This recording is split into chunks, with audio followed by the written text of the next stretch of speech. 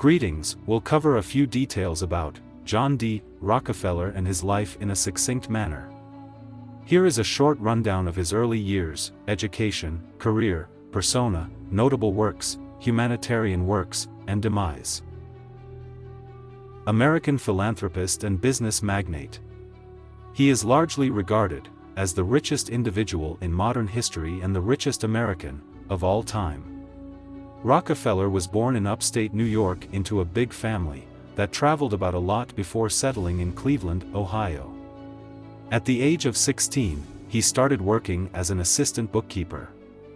At the age of 20, he entered into his first of many business partnerships, focusing on oil refining. In 1870, Rockefeller established the Standard Oil Company. He served as its manager and biggest shareholder until 1897.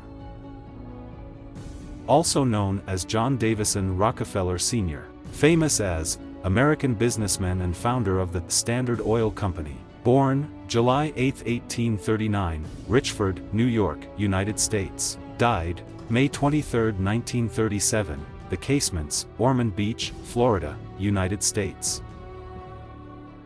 Father, William Rockefeller Sr. Mother, Eliza Davison.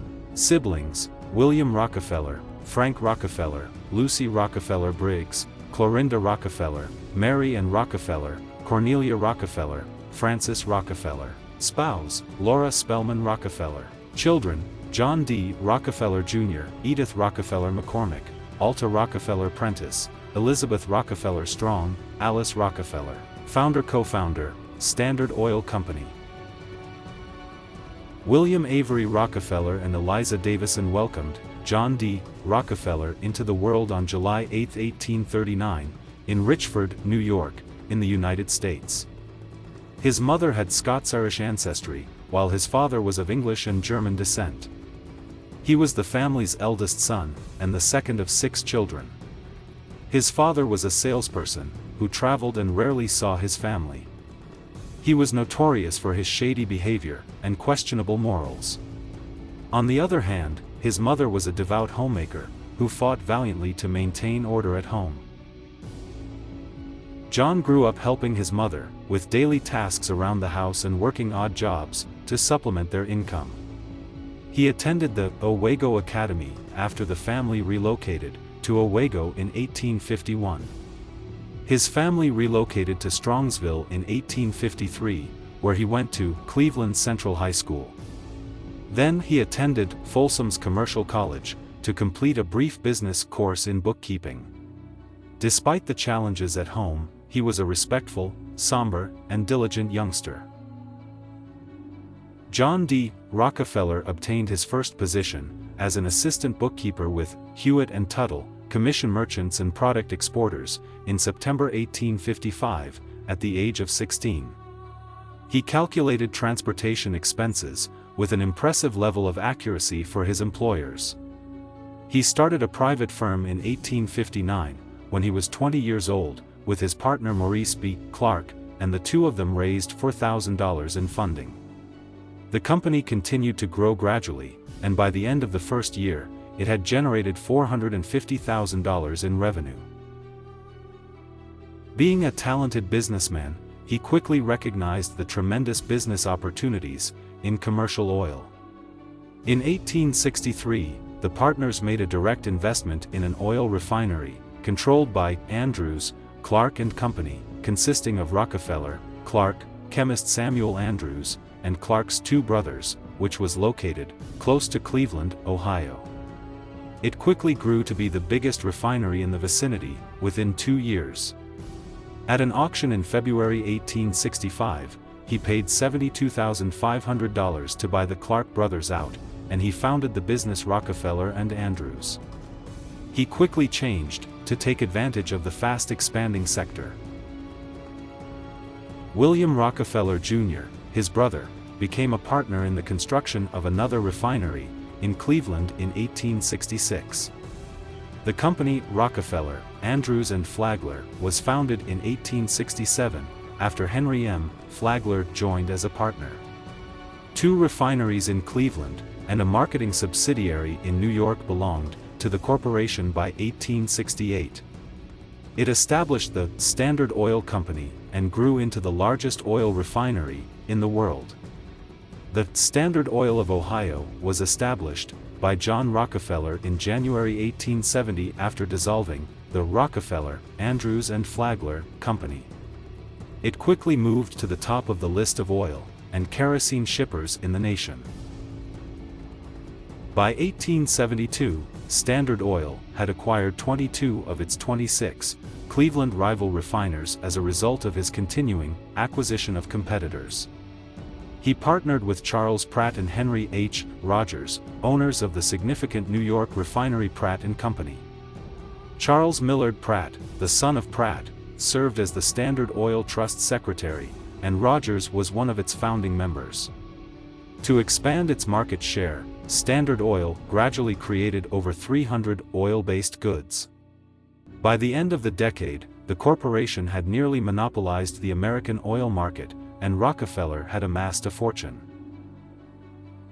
By leveraging its industrial might, Standard struck lucrative agreements with the railroads to ship their oil. By acquiring terminals and pipelines, it built a transport network for its own products.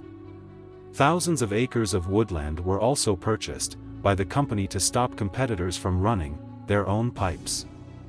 Rockefeller was charged with controlling the oil industry.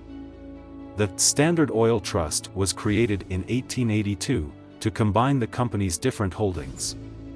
Rockefeller and 8 other trustees had power over the trust's 41 businesses, which had over 100,000 workers and assets like 5,000 tank vehicles, 4,000 miles of pipeline, and 20,000 domestic wells. Standard Oil eventually made adjustments to meet the shifting consumer demands. It entered the European market, grew into the U.S. natural gas industry, and provided fuel for cars. The public and the U.S. Congress eventually began to be suspicious of Standard Oil's monopolistic business tactics. The trust was dissolved as a result of the Sherman Antitrust Act of 1890 and the Ohio Supreme Court's decision in 1892. The overall structure of Standard was still in place, though. Later, Rockefeller entered the iron ore and/or transportation industries, which led to a dispute with steel magnate Andrew Carnegie. Additionally, he purchased leases in West Virginia, Indiana, and Ohio for the extraction of crude oil. At the age of 56, he retired from the day-to-day management of the company in 1895. The trust was able to be re-established in 1909 in New Jersey as a single holding entity. Rockefeller kept his stock and his nominal position as president.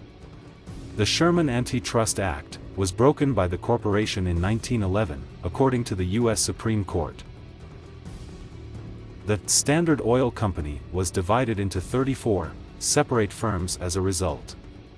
At the time of its dissolution, Rockefeller owned more than 25% of its stock. Each of the 34 corporations distributed fair shares to all stockholders. The value of the businesses as a whole multiplied over the following 10 years, and Rockefeller's personal wealth surpassed $900 million. Rockefeller adored music as a child and even thought about making it his job. He was also very good with statistics and meticulous accounting. He wed Harvey Buell Spellman's and Lucy Henry's daughter, Laura Celestia Spellman, 1839–1915, in 1864. They had a son and 4 daughters. He was a devout Baptist who often attended prayer sessions and read the Bible. One of the wealthiest industrialists in the United States was John D. Rockefeller.